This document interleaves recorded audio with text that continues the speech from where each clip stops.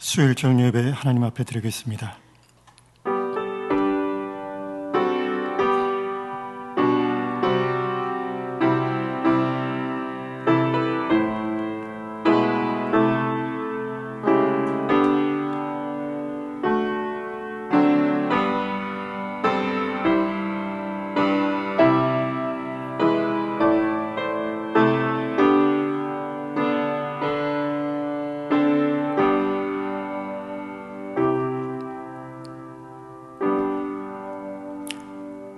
하나님 아버지, 명절을 맞아 이곳저곳으로 흩어져 있던 주의 백성들을 보호하시고 다시금 주의 예배 자리로 나오게 하심을 감사합니다. 특별히 코로나로 인해 모든 것이 조심스러운 이때에 강서의 성도들을 안전하게 지켜주시옵소서. 이 예배 자리 가운데 크신 은혜 허락하시어 감사를 회복하게 하시고 우리 연약한 믿음을 굳게 세워 주시옵소서.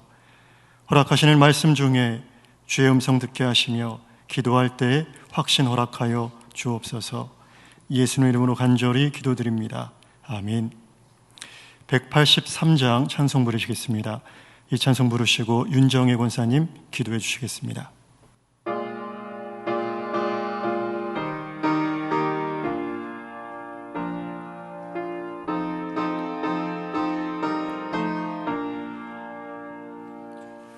빈들의 마른 풀같이 시들은 나의 영혼, 주님이 약속한 성령 간절히 기다리네.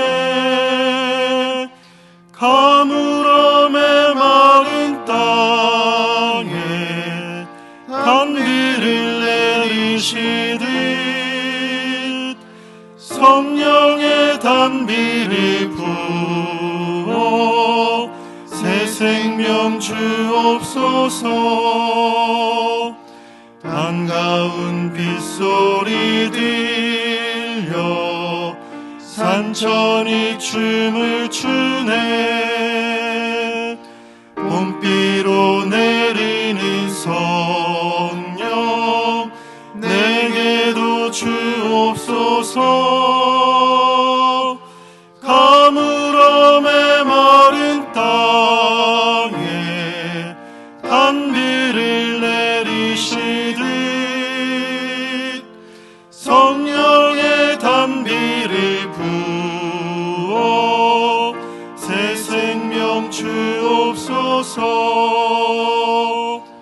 절 따라 우로를 내려 조목이 무성하니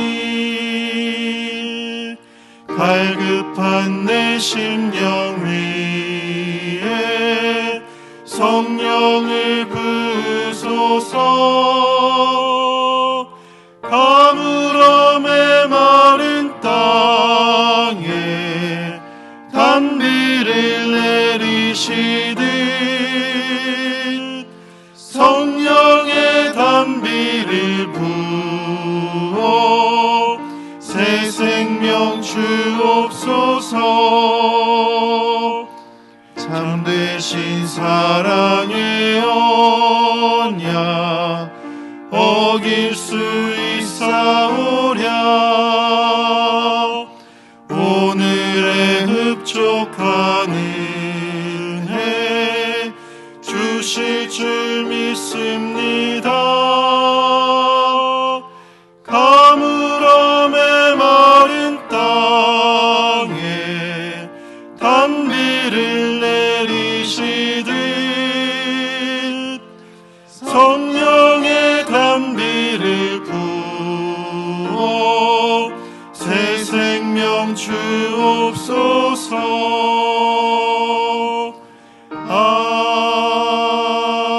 아멘. 기도하겠습니다. 사랑과 은혜가 풍성하신 하나님 아버지, 우리를 택하시고 구별하시어 하나님께 예배드리며 이 귀한 복음이 믿어지는 크신 은혜를 받게 하시니 참 감사드립니다. 우리를 위해 독생자 예수 그리스도를 내어주신 하나님 아버지의 완전하신 사랑과 우리의 죄를 위해 십자가를 기꺼이 지신 예수님의 그 크신 은혜와 지금 이 시간에도 우리를 인도하시는 성령님의 역사하심 속에 살아가게 하시니 진심으로 감사와 찬양을 올려드립니다. 그 크신 은혜와 사랑을 받았건만 저희는 여전히 연약하고 어리석고 부족하여 죄로 인해 넘어질 때가 많습니다. 예수 그리스도의 보혈의 공로가 없었다면 하나님 앞에 단 한순간도 설 수 없는 죄인임을 고백합니다. 허물의 사함을 받고 자신의 죄가 가려진 자는 복이 있도다 라고 고백한 다윗처럼 죄사함의 은총이 얼마나 귀한 은혜인지 깨닫고 그 은혜에 합당한 감사와 사랑과 행함이 있는 믿음이 되게 하여 주시옵소서. 아멘. 우리로 하여금 언제나 하나님 나라의 복을 누리며 풍성한 생명으로 살아가기를 원하시는 주님, 저희들은 주님이 없이는 단 한순간도 살 수 없음을 매 순간 마음과 입술과 삶으로 고백하는 하루하루가 되게 하옵소서. 늘 주님 안에 거하는 삶, 주님이 원하시는 성령의 열매를 맺는 삶을 살아가기를 소원합니다. 이 나라와 이 민족을 사랑하시는 주님, 이 나라가 하나님을 신실히 믿고 의지하여 하나님의 치유와 위로를 경험하는 나라가 되게 하옵소서. 남북이 복음으로 통일되게 하시고 세계와 열방에 복음을 전하는 제사장의 나라로 세워주시옵소서.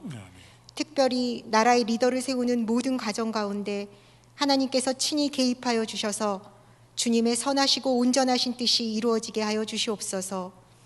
교회의 머리 되신 주님, 주님께서 강서교회에 허락하신 사명과 비전이 주님의 뜻을 따라 주님의 방식대로 이루어지기를 소망합니다. 성도 한 사람 한 사람이 주님의 성전임을 기억하게 하시고 강서교회가 초대교회와 같은 아름다운 모습으로 세워지게 하옵소서. 강서교회가 속한 지역과 나라와 세계와 열방이 다시 소생케 되고 날마다 구원을 받는 사람들이 더해지는 은혜의 역사가 있게 하옵소서.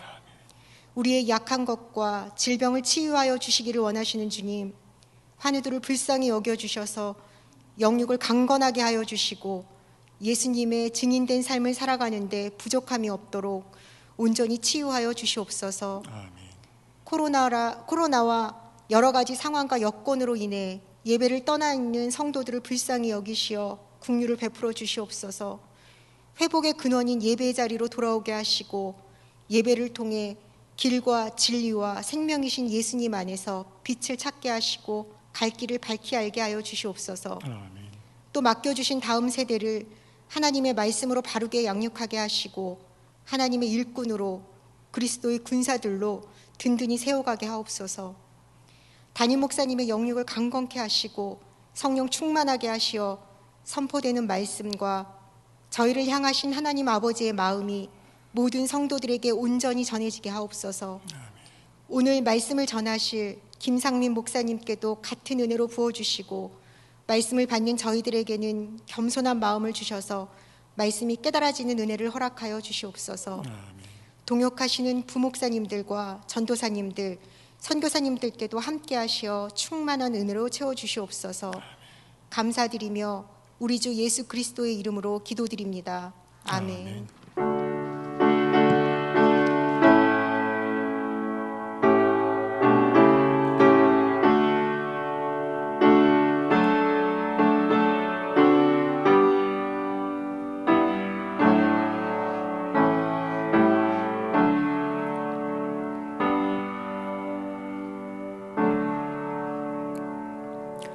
성경 봉독하시겠습니다. 하나님의 말씀은 요한복음 2장 13절에서 22절까지의 말씀입니다.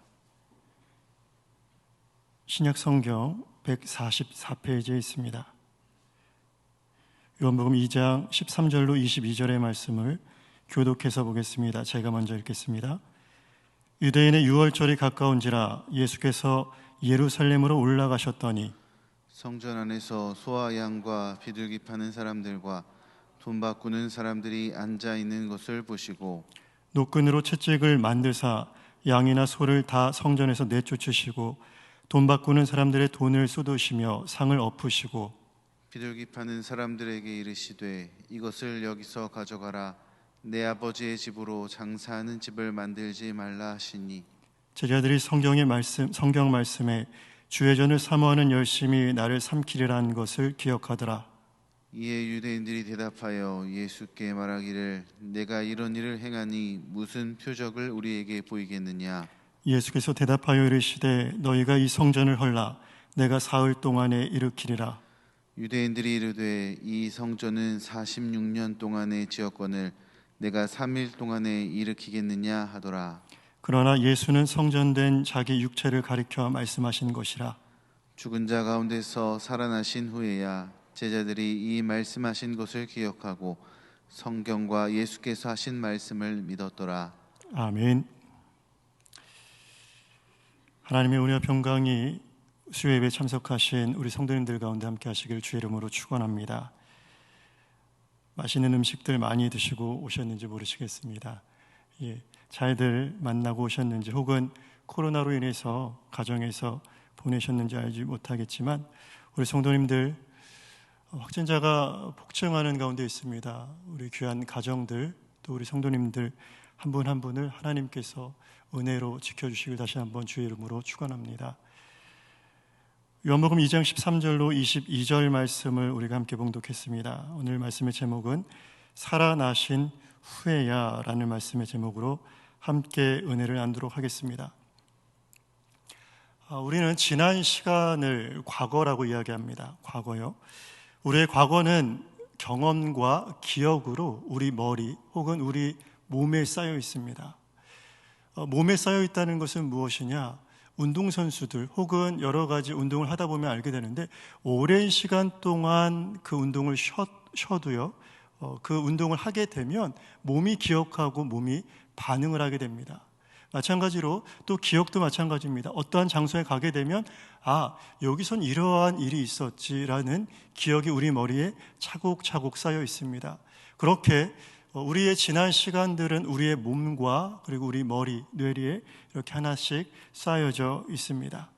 그래서 지난 일들은 우리가 경험한 일들이기 때문에 우리가 보통 알고 있다라고 생각합니다. 반면 미래는 아직 우리가 경험하지 못한 미지의 시간이기 때문에 미지의 시간인 미래에 대해서는 우리 모두가 알지 못한다라고 생각합니다. 그런데 우리가 알고 있다고 생각하는 과거가요, 과거에 대한 해석과 기억이 올바른 것이냐는 관점에서 봤을 때 꼭 그렇지만은 않습니다. 우리는 사실 미래에 대한 무지함만큼이나 우리 과거에 대해서도 무지합니다. 저에게 있었던 한 가지 일을 말씀드리겠습니다. 얼마 전에 깨달은 사실이 하나 있습니다. 이 깨달음의 장소가 중요한데요. 이 깨달음의 장소는 저희 집 화장실이었습니다. 가만히 앉아서 볼일을 보고 있었습니다. 그리고 그 볼일을 마치고 나서 화장지를 쳐다봤는데 화장지가 얼마 남지 않은 거예요.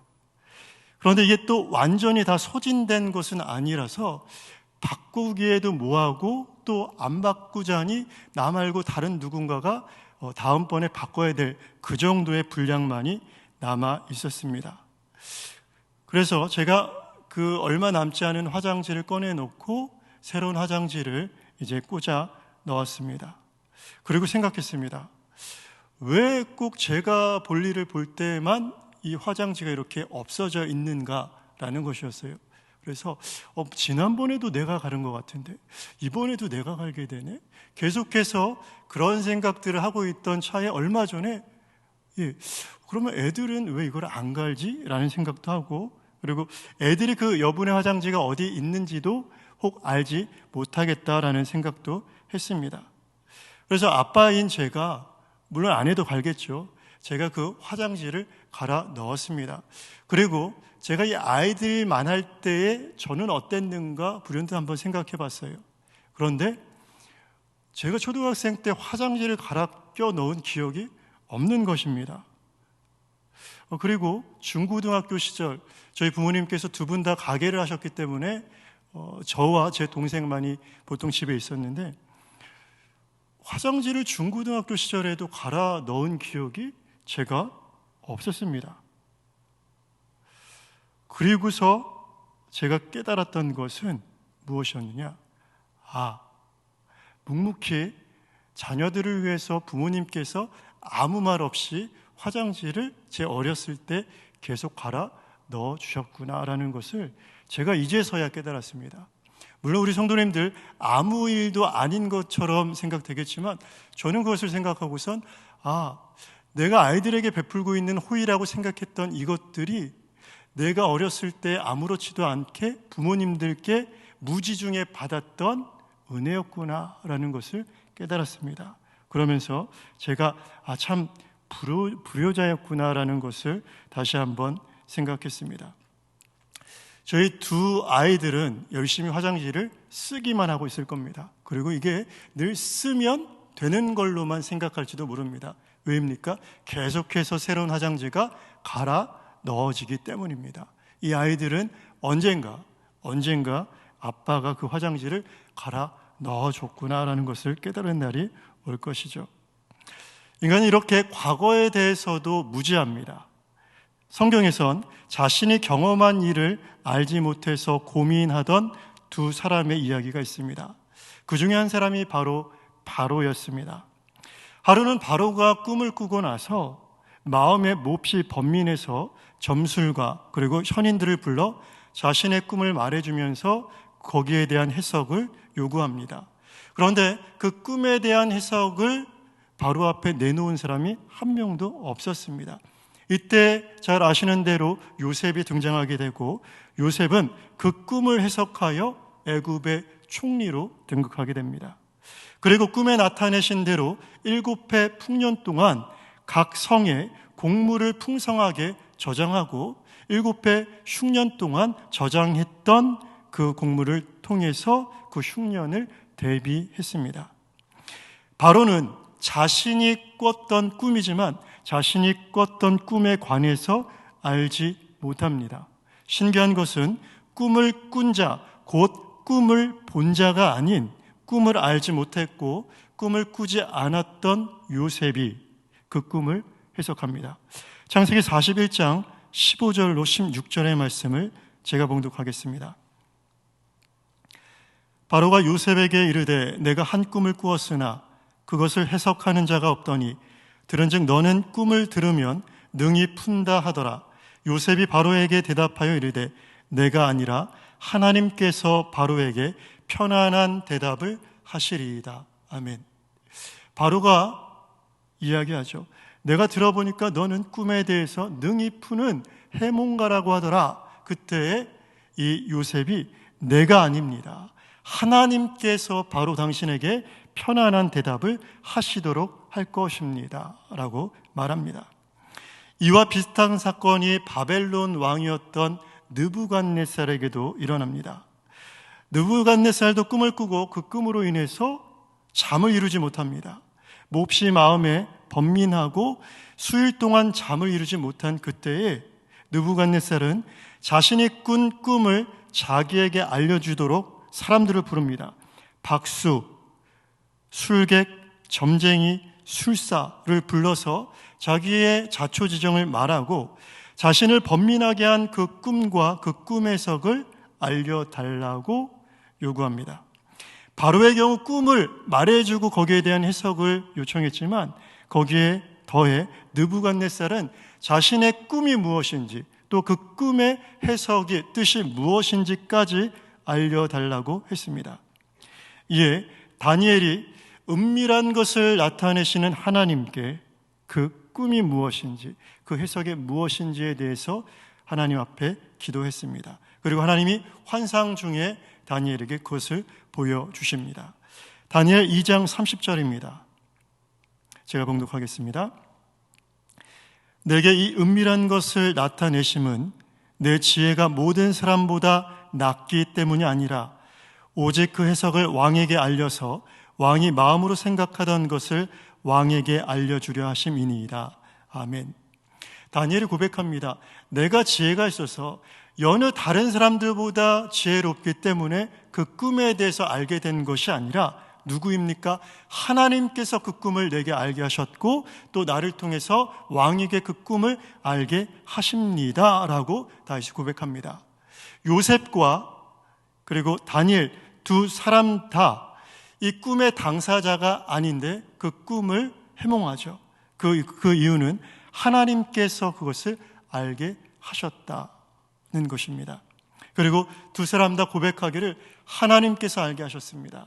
내가 아닌, 내가 잘나서가 아닌 하나님이, 그 꿈을 주신 하나님이 그 꿈을 나에게도 보여주셨고 그 해석에 대해서 알게 하셨기 때문에 그것을 당신에게 알려드립니다가 요셉과 다니엘의 고백이었습니다. 그렇다면요, 왜 하나님이 보여주신 꿈에 대해서 느부갓네살과 그리고 애국왕 바로는 깨닫지 못했을까요? 또 더욱이 왜 특별히 인간들은요, 하나님에 대해서 이렇게 무지한 것일까요?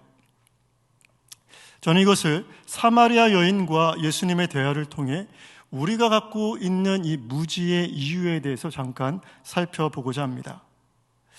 예수님의 일행이 유대에 있다가 갈릴리로 가던 중에 중간 지점인 사마리아 지역을 지나게 되었습니다. 뜨거운 햇볕이 내리쬐는 정오에 우물로 나온 여인이 있었고, 유대인이 혐오하던 지역이었던 사마리아 지역을 굳이 거쳐가시는 예수님이 계셨습니다. 그렇게 예수님과 사마리아 여인의 만남은 어떤 면으로 봐도 어색하고 불편한 만남이었습니다. 그리고 거기에 더해 대화의 내용도 잘 아시는 대로 굉장히 불편한 내용들이었습니다. 남편 5이 있었고 지금은 6번째 남자와 살고 있는 이 여인은요, 자신의 삶의 부끄러운 민낯을 드러내시는 예수님, 그 예수님 앞에서 그대로 놓여 있었습니다. 이 여인은 마치 예수님 앞에 벌거 벗겨진 채로 놓여 있는 것처럼 수치스러웠을 것입니다. 그리고 여인은 자신의 숨겨진 이 상황들을 알고 있는 예수님이 선지자쯤 되는 분으로 알고는 갑자기 어떤 질문을 던집니까? 예배에 대한 질문을 꺼냅니다. 아마도 자신의 부끄러운 이야기로부터 이 화제 전환을 시키려는 그런 의도가 있었는지는 모르겠지만 예수님은 그 여인의 질문에 대답을 주십니다. 먼저 여인이 이렇게 묻습니다. 요한복음 4장 20절입니다. 우리 조상들은 이 산에서 예배하였는데 당신들의 말은 예배할 곳이 예루살렘에 있다 하더이다. 사마리아인들은 그리심산에서 그들의 예배처를 정하고 하나님께 예배했습니다. 그리고 유대인들은 예루살렘 성전에서 하나님께 예배를 드렸습니다. 이 여인이, 사마리아 여인이 던지는 질문은 어떠한 장소가 옳은 것이냐, 어떠한 장소가 맞냐는 것입니다. 예수께서 이에 대해 이렇게 대답하시죠. 이 산에서도 말고 예루살렘에서도 말고 곧 그리심산도 예루살렘도 아니다라고 말씀을 하십니다. 그리고 이어서 요한복음 4장 24절에 이렇게 말씀하십니다. 하나님은 영이시니 예배하는 자가 영과 진리로 예배할지니라. 아멘. 우리말 개정 성경에는 영과 진리로라고 번역된 이 부분이 원문으로 직역하면 성령과 진리 안에서입니다. 성령과 진리 안에서. 예수님의 말씀은 곧 이렇습니다. 이 산이나 곧 그리심산이나 예루살렘도 이 땅의 이 모든 장소가 아닌 그리심산과 예루살렘이 아닌 성령과 진리 안에서만 하나님께 예배드릴 수 있다는 것입니다. 곧 사람으로는 할 수 없다. 사람의 차원으로는 할 수 없고 오직 하나님의 방법, 곧 성령으로만 할 수 있는 것이 예배의 방법이다라고 말씀하고 있는 것입니다. 하나님을 예배하는 장소에 대해서 그리고 그 방식에 대한 질문을 여자가 던졌습니다. 그러나 예수께서는 그 어떠한 사람들의 방법과 장소가 아닌 하나님의 영에 의해, 곧 하나님에 의해서만 하나님을 예배할 수 있다라고 말씀하고 계신 것입니다. 문제는 무엇입니까? 방법의 문제가 아닙니다. 차원의 문제입니다. 사람의 그 어떠한 차원으로도 하나님 앞에 나아갈 수 없다는 것입니다. 곧 성령 안에서 예루살렘 안이 아닌 그리심산 안이 아닌 오직 하나님 안에서만 하나님께 예배할 수 있다라는 말씀입니다. 우리는요, 우리의 방식으로 하나님을 알 수 있다라고 사람들은 보통 생각합니다. 물론 완벽하게는 아니어도 사람의 수행이나 노력에 따라서 어느 정도 하나님에 대한 접근이 가능한 것처럼 우리는 보통 생각합니다. 그리고요, 사람들은 자신의 눈으로 보고 귀로 들으면 모든 것들을 인식 가능하다고 착각합니다. 이 착각 속에 빠져 있는 한 사람이 있습니다. 그 사람을 한번 살펴보겠습니다. 바로 요한복음 9장에 등장하는 이야기입니다. 요한복음 9장에 보시면 날 때부터 맹인된 자가 등장합니다. 그리고 예수님께 제자들이 묻죠. 이 사람이 맹인으로 난 것이 부모의 죄 때문입니까? 아니면 자기 자신의 죄 때문입니까? 그에 대해서 예수님은 이렇게 말씀하십니다. 하나님의 영광을 드러내기 위해서 이 사람이 이렇게 된 것이다 라고 말씀하시고, 그에게 요한복음 9장 7절 말씀에 이르시되 실로암 못에 가서 씻으라 하시니, 실로암은 번역하면 보냄을 받았다는 뜻이라. 이에 가서 씻고 밝은 눈으로 왔더라. 예수님께서 그를 침을 땅에 뱉어 진흙을 이겨 그의 눈에 붙이시고 그것을 실로암 못에 가서 씻으라 하셨고, 그 말씀에 순종하여 그 맹인이 가서 그 실로암 못에서 눈을 씻습니다. 그리고 그 결과가 무엇입니까? 밝은 눈으로 돌아왔다는 것입니다. 더 이상 맹인이라고 말할 수 없는 사람이 되었습니다. 그리고 그 맹인이 유대인들로부터 추방을 당하는데, 그 이유는 예수를 그리스도로 받아들이는, 시인하는 자들은 그들의 무리 가운데서 추방하기로 결정했기 때문입니다. 이 맹인이 유대인들로부터 쫓겨남을 당한 그때 예수님께서 맹인 곁을 찾아오십니다. 요한복음 9장 35절로 36절의 말씀입니다. 예수께서 그들이 그 사람을 쫓아냈다는 말을 들으셨더니 그를 만나사 이르시되 내가 인자를 믿느냐? 대답하여 이르되 주여 그가 누구시오니까 내가 믿고자 하나이다. 아멘. 맹인이 밝은 눈으로 왔습니다. 더 이상 맹인이라고 부를 수 없는 사람이죠. 그런데 이제 한번 우리가 맹인의 입장에서 생각을 한번 해보겠습니다. 본래 그는 볼 수 없는 자였습니다. 그리고 예수님을 한번 만났었죠. 그때는 예수님을 봄으로 만났던 것이 아니라 음성으로 만났습니다. 예수님의 음성을 들어 알 수는 있었을 것이죠. 그런데 이제 보게 되었고 예수님을 눈앞에 보게 되었습니다. 그리고 예수님을 귀가 아닌, 더 이상 음성이 아닌 눈으로 밝히 보게 되었다는 것이죠. 예수님이 그 눈앞에 나타났기 때문입니다. 그런데 이 사람이 던지는 질문이 무엇입니까? 주여 그가 누구시오니까 내가 믿고자 하나이다. 지금 예수님 앞에 인자가 누구이신지, 구세주가 누구이신지 묻고 있습니다. 지금 그 인자가, 그 구세주가 누구입니까? 바로 그가 면전에 두고 있는 예수, 밝은 눈으로 보고 있는 그 예수께서 바로 그의 구세주이며 바로 메시아임에도 불구하고 그는 예수님께 묻고 있다는 것입니다. 예수님을 눈앞에 두고서 예수님께 구세주가, 메시아가, 인자가 누구입니까? 내가 그를 믿고자 합니다라고 묻는다는 것이죠. 이것을 통해 우리가 알 수 있는 것은 무엇이냐? 사람이 하나님을 볼 수는 있지만 하나님을 알 수는 없다는 것입니다. 다시 말씀드리겠습니다. 우리는 보면 그것을 인식 가능하고 그것을 인식한다라고 생각합니다. 예수님을 그가 눈으로 이제는 보게 되었습니다. 볼 수 없었던 예수님을 보게 되었다는 것입니다. 그런데 예수님을 누구로는 보지 못했습니까? 하나님으로는 보지 못했다는 것입니다. 그리고 그때의 예수님과 맹인뿐만 아니라 곁에 있었던 많은 바리새인들이 있었습니다. 요한복음 9장 40절로 41절의 말씀입니다. 제가 읽겠습니다. 바리새인 중에 예수와 함께 있던 자들이 이 말씀을 듣고 이르되 우리도 맹인인가? 예수께서 이르시되 너희가 맹인이 되었더라면 죄가 없으려니와 본다고 하니 너희 죄가 그대로 있느니라. 아멘. 바리새인들은 예수님을 안다고 생각했습니다. 그런데 자신들은 보는 자, 아는 자, 인식 가능한 자로 바리새인들은 스스로 여기고 있었지만 예수님은 그들을 뭐라고 말씀하고 계시는 것입니까? 맹인이라고 말씀하고 계시는 것입니다. 왜입니까? 바로 그들 면전에 있는 예수님을 하나님으로 알아보지 못하고 도리어 예수님을 어떻게 하면 죽일까 의논하던 자들이 바로 이 바리새인이었기 때문입니다.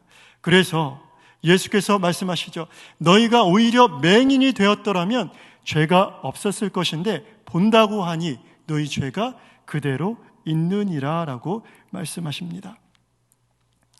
맹인에서 보게 된 자, 맹인에서 밝은 눈으로 예수님을 만난 자는 여전히 그리스도에 대해서 인식 불가했던 자였습니다.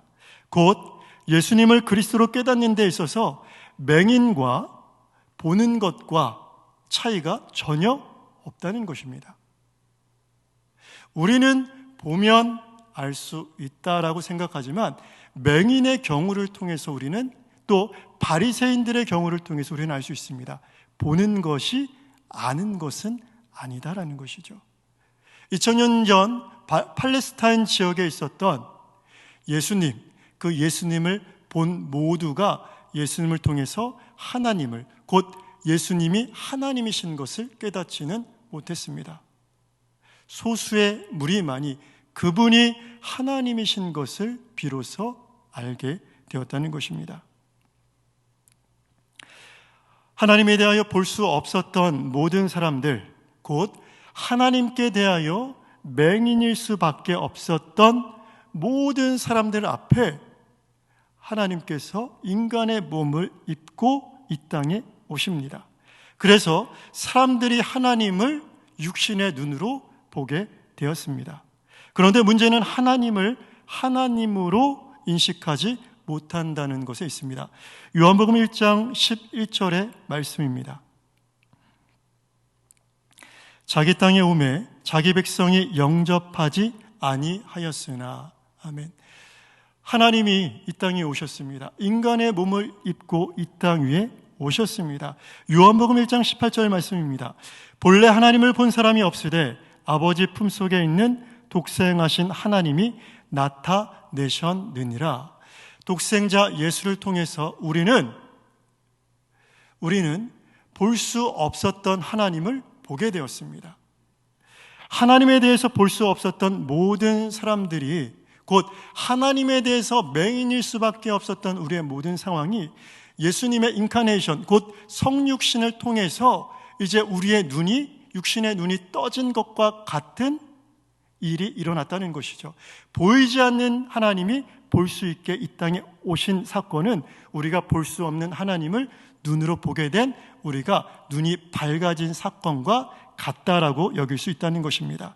그런데 하나님을 그토록 대망하던, 메시아가 오시기를 그렇게 대망하던 유대인들이 예수님을 십자가에 못 박는데 앞장섰다는 것을 통해서 우리는 알 수 있습니다. 육신의 눈으로 하나님을 볼 수 없다는 것입니다. 예수님을 보았어도 그들은 예수님을 하나님으로 깨달을 수 없었습니다. 아까 말씀드렸듯이 하나님과 인간은 차원이 다르기에 육신의 몸을 입고 이 땅 위에 오신 예수님이라도, 하나님이시라도 그분을 우리의 육신의 눈으로 보았을 때, 아, 이분이 하나님이시구나 라고 우리는 파악할 수 없다는 것입니다. 그래서 이 땅 위에 오신 하나님을, 이 땅 위에 하나님이 오시기만을 가장 기다렸던 자들이 죽이는 참극이 이 세상에서 일어났습니다. 사람은요, 스스로 하나님을 인식할 수 없습니다. 우리는 하나님을 알 수 없습니다. 우리는 하나님께 나아갈 수 없습니다. 이것이 우리에게 있는 비극적인 일입니다. 이제 우리 본문 말씀으로 돌아가겠습니다. 성전 정화 사건이라고 보통 일컬어지는 부분을 우리가 봉독했습니다. 우리가 읽은 이 말씀의 배경, 무대는요, 헤롯 성전이라는 곳인데, 헤롯 성전은 유대인의 환심을 사기 위해서 정치적인 목적을 가지고 헤롯이 이 성전을 다시금 재건하고 있었습니다. 그리고 예수님 때에 46년에 걸쳐서 성전을 짓고 있었던 때였습니다. 아직은 완공이 되지 않았지만 그 성전을 다시 짓기 시작했던 46년째 되던 해가 예수님이 이 말씀을 베푸셨던 그때였습니다. 그리고 예수님께서 그 성전을 정화하시면서 하셨던 일들이 무엇입니까? 노끈으로 채찍을 만드시고 양이나 소를 다 성전에서 내쫓으시고 돈 바꾸는 사람들의 돈을 쏟으시며 상을 엎으시고 비둘기 파는 사람들에게 이르시되 이것을 여기서 가져가라. 내 아버지의 집으로 장사하는 집을 만들지 말라라고 말씀하셨습니다. 장사꾼들, 그 모든 사람들을 내쫓으시면서 이 성전을 하나님께서 기뻐하시는, 하나님께서 원하시는 모습으로 정결하게 하는 예수께서 그것을 만들어내시는 장면들입니다. 이에 18절의 말씀입니다. 유대인들이 대답하여 예수께 말하기를 내가 이런 일을 행하니 무슨 표적을 우리에게 보이겠느냐라고 묻습니다. 이 말은요, 조금 풀어내면 이러한 말입니다. 네가 지금 무슨 권위를 가지고 이러한 난동을 부리는 것이며 또 당신이 그렇게 잘났다면 무슨 일을 할 수 있느냐라는 도발이었습니다. 이에 대해 예수님께서 19절 말씀 이렇게 말씀하십니다. 너희가 이 성전을 헐라 내가 사흘 동안에 일으키리라고 대답하십니다. 유대인들은 예수님을 정신 나간 사람으로 여겼을 것입니다. 그때까지 46년 동안 지어진 성전을 헐어버리면 내가 3일 만에 일으키겠다라고 전혀 말이 안 되는 말씀을 하고 계시는 것으로 보였기 때문입니다. 그러나 이것은 성전된 자기의 육체를 가리켜 하신 말씀이라고 성경에 말씀하고 있습니다. 그런데요, 예수님의 이 말씀을 이해하지 못했던 자들이 예수님의 반대 진영에 서 있던 유대인들 뿐만 아니라 제자들도 같이 그 말씀이 무슨 뜻인지 알지 못했습니다. 요한복음 2장 22절의 말씀입니다. 죽은 자 가운데서 살아나신 후에야 제자들이 이 말씀하신 것을 기억하고 성경과 예수께서 하신 말씀을 믿었더라. 아멘. 제자들이 깨닫게 됩니다. 언제가 되고 나서야 비로소 이 말씀을, 이 사건을 깨닫게 되었습니까? 죽은 자 가운데서 살아나신 후에야 제자들이 이 말씀하신 것을 기억하고 성경과 예수께서 하신 말씀을 믿었더라라고 말씀하십니다. 제자들은 과거의 그 사건이 이제서야, 이제서야는 언제입니까? 예수께서 십자가에서 못 박히시고 죽은 지 3일 만에 부활하신 그때가 되고 나서야, 그 이후 어느 때쯤에서야 과거에 있었던 그 일이, 그 말씀이, 그 사건이 이것에 대한 말씀이었구나라는 것을 그제서야 알게 되었다는 것입니다. 제자들은 그 유대인들과 동일하게 무지했던 자들입니다. 예수님에 대해서 무지했던 자들입니다. 예수님을 하나님으로, 또 예수님의 말씀 가운데 하나님의 음성으로 그것을 파악하지 못했던 자들입니다. 요한복음 12장 16절의 말씀을 제가 봉독하겠습니다.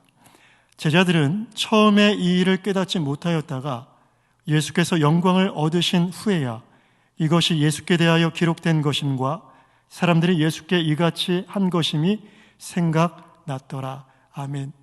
요한복음 12장의 말씀은 예수님께서 나귀 새끼를 타고 예루살렘에 입성하실 때의 그 장면에 관한 기술입니다. 그런데 나귀를 타고 예루살렘에 입성하시는 그 모습을 모두가 보았지만 그 참 의미를 모두가 깨닫지 못했습니다. 그 깨달음이 언제서야 그들에게 있었습니까? 처음에 이 일을 깨닫지 못하였다가 예수께서 영광을 얻으신 후에야 이것이 예수께 대하여 기록된 것임과 라고 말씀하고 있습니다. 예수님께서 영광을 얻으신 후에, 예수님께서 십자가에 못 박히시고 죽은 지 3일 만에 부활하신 후에야 비로소 그 사건을 제자들이 기억하고 생각하고 그 진리를 깨닫게 되었다는 것입니다. 제자들은 당시 그 모든 일을 실제로 목격했습니다. 그러나 그 누구도 그 의미를 제대로 파악하지 못했습니다. 그런데 뒤늦게나마 과거 예수님과 있었던 그 일들과 예수님의 모든 말씀이 깨달아졌다는 것입니다. 이 깨달음이 가능해졌던 것은 무엇이냐? 먼저는 그리스도의 부활의 증거입니다. 그리스도께서 살아나신 후에야, 예수께서 영광을 받으신 후에야 그들이 그것을 알게 되었기 때문입니다. 그리고 그것보다 더 중요한 일은 이 일입니다. 요한복음 14장 25절로 26절의 말씀입니다. 제가 읽겠습니다. 내가 아직 너희와 함께 있어서 이 말을 너희에게 하였거니와 보혜사 곧 아버지께서 내 이름으로 보내실 성령 그가 너희에게 모든 것을 가르치고 내가 너희에게 말한 모든 것을 생각나게 하리라. 아멘. 예수님 말씀하십니다. 내가 가면 그분이 오실 것이다. 그분이 누구이십니까? 아버지께서 내 이름으로 보내실 성령, 그가 내가 너희에게 말한 모든 것을 생각나게 하겠다라는 말씀이십니다. 다만 여기서 생각나게 하시겠다라는 이 뜻은요, 과거 어떤 있었던 시점의 사건을 회상하게 하시겠다라는 단순한 회상이 아니라 그것들의 모든 참 의미를 밝히 깨달을 수 있도록 하시고 예수님을 통해서 전달된 그 모든 하나님의 계시를 깊고 풍요롭게 이해할 수 있도록 가르쳐 주신다는 의미입니다. 곧 성령께서, 아버지께서 예수님의 이름으로 보내실 그 성령께서 예수님께서 이 땅 위에서 행하신 그 모든 일과 모든 말씀을 온전히 깨닫게 증거하신다는 말씀입니다. 곧 예수님을 하나님으로, 예수님의 말씀을 하나님의 말씀으로 깨닫게 하는 것에는 하나밖에 없습니다. 성령, 증거의 영이신 성령께서 우리 안에서 그분을 증거하실 수밖에 없다는 것입니다. 고린도전서 2장 10절의 말씀입니다.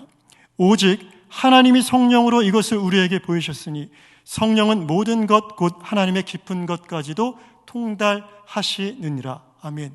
성령은 모든 것을 통달하신다고 하십니다. 성령은 모든 것, 곧 하나님의 깊은 것, 하나님에 대해서 통달하게 하는 것, 그것이 바로 성령 하나님이십니다. 우리는 알 수 없습니다. 우리는 차원이 다르신 하나님을 눈앞에 두고서도 그분을 하나님으로 알 수 없는 자들이 바로 우리입니다. 그러나 오직 성령께서 그분이 하나님이신 것을 예수께서 이 땅 위에 오셨다가 십자가에 못 박혀 죽으시고 죽은 지 3일 만에 부활하시고 승천하신 그분이 하나님이신 것을 누가 증거하시고 누가 우리에게 말씀하십니까? 바로 성령께서 하신다라는 것입니다. 저희 둘째가 요즘 저에게 많은 질문을 쏟아냅니다. 그 중에 신앙적인 질문을 많이 쏟아냅니다. 아빠는 예수님을 봤어요? 라고 묻더라고요. 저도 성도님들께 제 딸의 질문을 가지고 한번 여쭤보겠습니다. 성도님들, 예수님을 보셨습니까? 환상 가운데 혹 만난 분이 계신지는 모르겠지만 육신의 눈으로 예수님을 보신 분이 계십니까? 혹 예수님을 만져보신 분이 여기에 계신지 여쭙고 싶습니다. 아빠, 예수님 봤어요? 아니. 예수님 만져봤어요? 아니. 근데 예수님은 어떻게 알아요? 그럼 제가 어떻게 대답해야 됩니까? 그러게. 그런데 예수님이 아빠에게 오셨고 그냥 예수님을 알게 되었어. 제가 설명할 방법이 없더라고요. 하나님께서 제가 정한 때가 아닌 하나님이 정하신 그 어느 때 저를 만나 주심으로 하나님이 제게 오심으로 제가 하나님을 그냥 알아지게 되었습니다. 여기 앉아 계신 모든 성도님들, 성경 펴놓고 연구하다 보니까 이분이 하나님이시구나, 십자가 위에서 못 박히신 저분이 나의 구세주구나 라는 결론에 도달하신 분은 아무도 계시지 않을 것입니다. 내가 하나님께 나간 것이 아니라 우리는 기약 없이 있었던 그 어느 때 하나님이 정하신 그때 우리에게 그분이 찾아오셔서 예수께서 하나님이신 것과 예수께서 우리의 구세주 되심을 증거해 주셨습니다. 그렇게 저는 하나님을 만났고 여기 계신 우리 성도님들은 그렇게 하나님을 알게 되셨다는 것입니다. 우리의 공로는 없습니다. 우리의 노력은 없습니다. 예수님을 눈으로 보지 못했고 손으로 만져보지 못했지만 우리는 예수님을 믿습니다. 예수님을 사랑합니다. 이게 어떻게 가능한 일입니까? 세상에서도 만나지 않고 보지 않고 어떻게 사랑하는 일이 가능하겠습니까? 그런데 우리는 보지 못한 분을, 우리는 만져보지 못한 그 예수님을 오직 유일한 구세주로 고백하고 있고 확신하고 있고 그분을 영접했다는 것입니다. 이것이 하나님께서 우리에게 허락하여 주신 가장 큰 은혜이며 가장 큰 기적입니다. 저도 신기합니다. 제가 만지지 못했던, 제가 눈으로 보지 못했던 2000년 전 그 어느 때에 이 땅 위에 거쳐가셨던 그 예수님을, 그 사람을 나의 구세주로, 나의 하나님으로 영접하고 고백한다는 것이 어떻게 나에게 가능한 일인가? 우리가 지금 여기 앉아서 예배를 드리고 하나님의 말씀을 들으면서 또 그 들은 바 말씀이 어떠한 말씀인지 하나님이 주신 깨달음 가운데 깨닫고 또 그것이 은혜가 되어서 매일을 살아가고 있다는 것을 너무나 당연하게 생각하고 있습니다. 아닙니다. 우리는 본래 하나님의 음성을 들을 수 있는 귀가 우리에겐 없습니다. 우리는 하나님을 파악할 수 있는 그 어떠한 감각도 우리에겐 없습니다. 우리 앞에 하나님이 나타나셔도 우리는 눈뜬 장님과 같이 그분이 하나님이신지 알지 못하는 것이 바로 우리 인간이라는 존재입니다.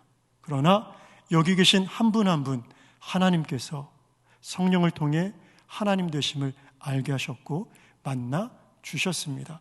그래서 우리가 이 시간 주님 앞에 나와 하나님의 말씀을 들으면서 그 말씀을 하나님의 말씀으로 깨닫고 그 말씀 가운데 진리를 발견하게 되었다는 것입니다. 이것이 가장 큰 기적입니다. 이것이 우리에게 허락하신 하나님의 가장 큰 은혜라는 것입니다. 베드로전서 1장 8절로 9절의 말씀을 우리가 함께 봉독하고 말씀을 정리하겠습니다. 베드로전서 1장 8절로 9절 말씀입니다. 함께 읽습니다. 예수를 너희가 보지 못하였으나 사랑하는도다. 이제도 보지 못하나 믿고 말할 수 없는 영광스러운 즐거움으로 기뻐하니 믿음의 결국 곧 영혼의 구원을 받음이라. 아멘. 베드로 사도가 환난 가운데 핍박 가운데 있는 성도들을 위로합니다. 너희가 예수를 보지 못하였으나 사랑하는도다. 지금도 이제도 여전히 보지 못하나 믿고 말할 수 없는 영광스러운 즐거움으로 기뻐하고 있다라고 말씀하고 있습니다. 우리에게 주신 기쁨은 세상의 감각으로 얻을 수 있는 기쁨이 아닌 말로 표현할 수 없는, 청언할 수 없는 기쁨이 하나님께서 우리에게 선물해 주신 기쁨입니다. 그 기쁨은 예수님을 그리스도로 고백할 수 있는 믿음의 기쁨이라는 것입니다. 제가 이 딸 앞에 예수님을 만났던 그때의 이야기들을 이성적으로, 좀 논리적으로 이 아이가 이해 가능한 수준으로 설명을 하려고 하면 할수록 늘 막혔습니다. 그리고 이렇게 말했습니다. 하연아, 예수님이 하연이를 만나주시면 돼. 그리고 그러한 질문, 혹 그런 두려움의 아이가 쌓여 있습니다. 종종 아빠 나 지옥 가면 어떡하지? 아니야 하연아, 하나님께서 우리 하연이를 위해서 십자가 위에 예수님을 못 박게 해주셨고 우리 하연이를 얼마나 사랑하시는데, 그리고 하연이를 위해서 계속해서 기도합니다. 예수님, 하연이 가운데 찾아와 주세요. 만나 주세요. 하연이로 하여금 하나님을 알도록 은혜를 허락해 달라고 기도하는 이외에는 제가 하나님의 만남을 설명할 길이 없더라고요. 그러면서 저는 더 감사하게 되었습니다. 내가 지금 너무나 당연하게 접하고 있는 이 모든 것들이 자연인, 인간에게는 기적과 같은 일이었구나. 자연인에게는 불가능한 일들이 여기 있는 저와 모든 성도님들에게 지금도 일어나고 있는 일들이라는 것입니다. 세상 사람들은 예배할 수 없습니다. 그러나 우리는 하나님이 불러주신 은혜 가운데 하나님을 예배하는 예배자가 되었습니다. 그렇게 2022년 한 해 성령 안에서 늘 하나님을 예배하는 예배자로, 또 하나님을 증거하는 증거자로 날마다 세워져 가는 복된 한 해 되시기를 주의 이름으로 간절히 축복합니다. 기도하겠습니다.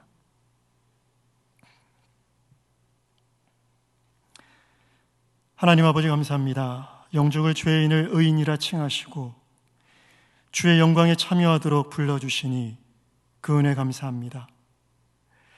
하나님을 알 수 없는 우리로 하나님을 아버지라 부르게 하시고 예수님을 보지 못한 우리가 예수를 그리스도라 부르도록 믿게 하신 기적 같은 은혜에 다시 한번 감사합니다.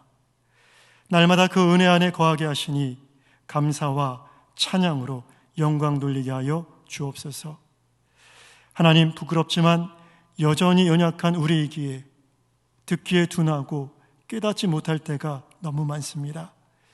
긍휼히 여겨주시어 성령 하나님, 사모하는 주의 백성들 심령 중에 충만하게 임하셔서 주의 뜻을 온전히 깨닫고 순종하는 거룩한 백성 되게 하여 주옵소서. 어두운 영안을 밝혀주시어 하나님 기뻐하시는 일을 밝히 분별하게 하시고 언제나 주님 뜻보다 앞서지 않는 겸손한 성도로 인도하여 주옵소서. 예수님의 귀하신 이름으로 간절히 기도드립니다. 아멘. 366장 찬송하겠습니다.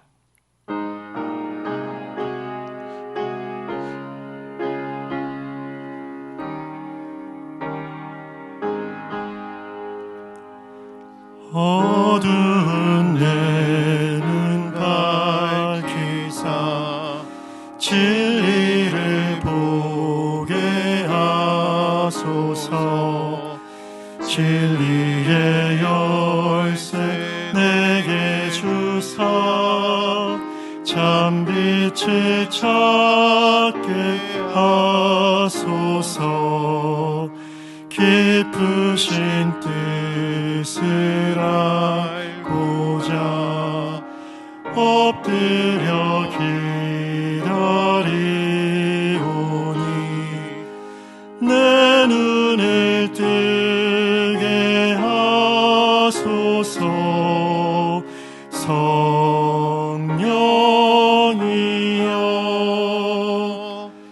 막혀진 내 귀 여시사 주님의 귀한 음성을 이 귀로 밝히 들을 때에 내 기쁨 한량 없겠네.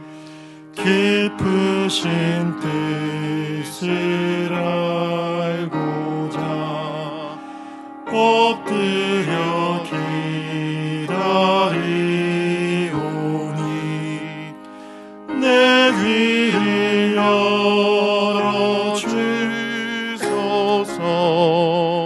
성령이여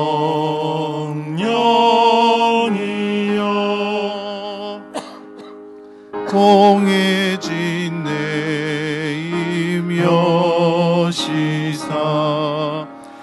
복음을 널리 전하고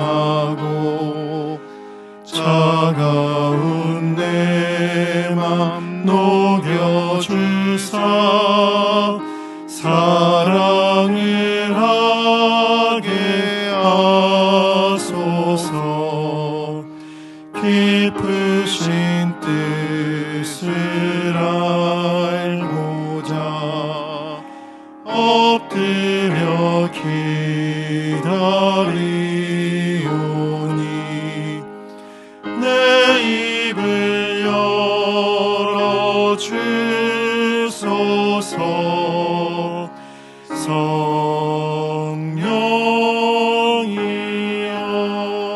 성령이여. 아멘. 기도하겠습니다. 하나님, 구정을 보내면서 다시금 한 해를 시작합니다.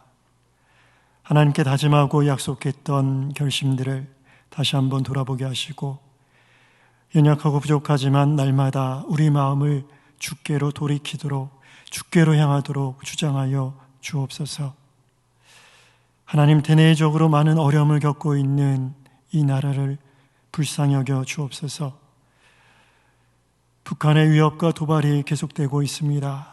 주께서 친히 이 나라 지켜주시고 오직 하나님만 의지하는 복된 민족 되게 하여 주옵소서.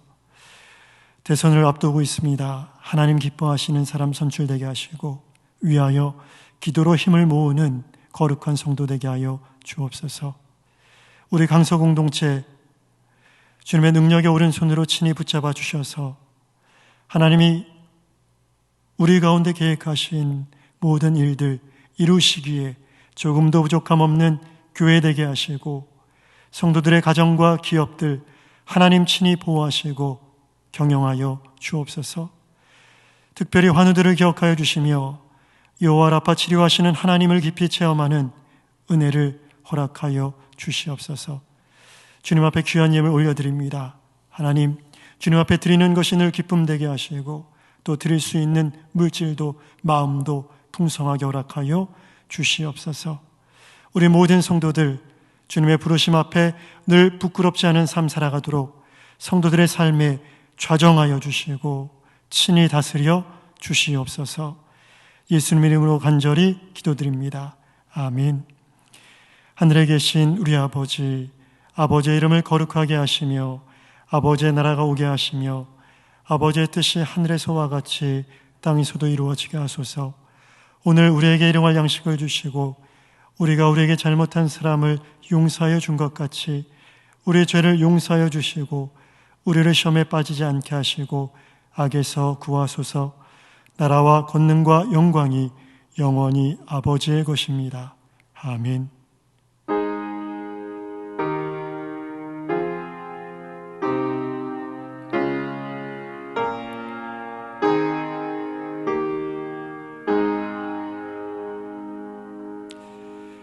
오늘 말씀 붙들고 다 함께 한 음성으로 기도하시겠습니다. 기도합니다.